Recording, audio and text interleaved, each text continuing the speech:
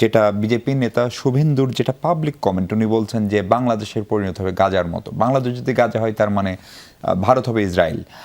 তাই যদি হয়, ফলে এই যে এই প্রকাশ্য এই ধরনের কথাবার্তা, এই বাংলাদেশ এইরকম পরিস্থিতিতে কি করবে? আজকে আমাদের পররাষ্ট্র উপদেষ্টা কথা বলেছেন, উনি বলেছেন যে বাংলাদেশ এখন পরিস্থিতি পর্যবেক্ষণই করবে এবং আমাদের তো আসলে খুব বেশি কিছু করারও নাই এরকম জায়গায়। আপনি কি মনে করেন? জি, অনেক ধন্যবাদ। আমি এর আগে একটু আমার আগের শ্রদ্ধেয় বক্তার কথার রেশ ধরে একটা কথা বলতে চাই যে যুদ্ধ শুরু হয়ে গেছে, এখন কেউ অন গ্রাউন্ড যুদ্ধ করে না, it is too expensive. Proxy war করে, আরেকটা জায়গায় গিয়ে বিভিন্ন দেশ স্পন্সর করে, মিডিয়া ওয়ার করে, ইকোনমিক ওয়ার করে, ডিপ্লোম্যাটিক ওয়ার করে, ওয়াটার ওয়ার করে, যেটা অলরেডি ভারত ইনফরমেশন ওয়ার করে, এগুলো হয়েছে। এবং এটাতে India is much better than us or Pakistan. I think they are very good at this type of war.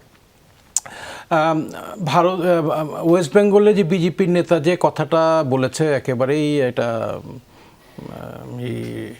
এটার কোনো মূল্য নাই।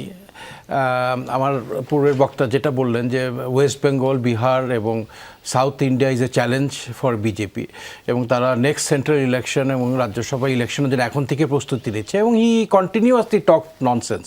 আমাদের অগাস্টের আন্দোলনের পর থেকেও ওনাকে দেখেছি, এবং Indians listen to him, they are happy to listen to west বেঙ্গলে যারা আছে তারা। এটা বাংলাদেশ গাজা হয়ে যাবে, it is not that easy. আমি সশস্ত্র বাহিনীর একজন অবসরপ্রাপ্ত কর্মকর্তা হিসেবে বলতে চাই যে Bangladesh has one of the most professional arm forces in this reason, in the world. We are the highest contributor two peace keeping mission. আমাদের অত্যাধুনিক অস্ত্রে শস্ত্রে আমরা সজ্জিত একটা সেনাবাহিনী, এবং সংখ্যা অনুযায়ী ভারতের সেনাবাহিনী আমাদের থেকে অনেক বেশি। But India also has many problems all around. Pakistan বর্ডারে তাদের লক্ষ লক্ষ সোলজার রাখতে হচ্ছে, they can't withdraw them, Pakistan ঢুকে যাবে। কারগিলে 3 লক্ষর বেশি, এই যে কাশ্মীরে ডিপ্লয়েড আছে। চায়না বর্ডারে বিশাল সংখ্যক ভারতীয় আর্ম ফোর্সেস ডিপ্লয়েড আছে, 7 সিস্টার্স আছে। এবং আমাদের জন্য যে dedicated force, it will be less than our total arm forces. এবং আক্রমণ করার জন্য সূত্র হচ্ছে you have to be at least 3 times larger. So আমাদের যে 2 লক্ষ সশস্ত্র বাহিনী থাকে, মিনিমাম 6 থেকে 8 লক্ষ সশস্ত্র বাহিনী দিয়ে আপনি বাংলাদেশকে আক্রমণ করতে হবে, এবং to that a very well train united force like Bangladesh army. So we actually don't have any external threat. এইসব ননসেন্স কথাবার্তা আমাদের কানে দেওয়ার কোনোই কারণ নাই। আমি দেশবাসীকে আশ্বস্ত করতে চাই যে there is no external threat. He is only saying this to take some political advantage to allow BJP to come to election next. এবং এই পেহেলগামে যে ঘটনাটা ঘটলো, আপনাকে in the long run you have to see who gets the maximum benefit out of this incident. And definitely it is BJP and Modi who will get maximum advantage of this. আমরা এই সন্ত্রাসী এবং খুন এটা কখনো support করি না। যে জিনিসটা